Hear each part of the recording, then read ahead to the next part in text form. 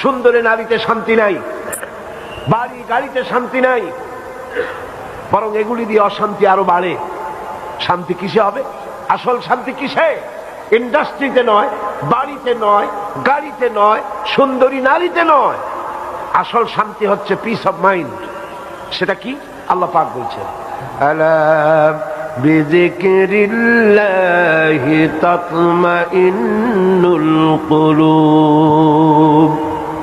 জেনে রাখো, একমাত্র আমার জিকির, আমার স্মরণ মানুষের অন্তরাত্মাকে ঠান্ডা করে দিতে পারে। সুবহানাল্লাহ।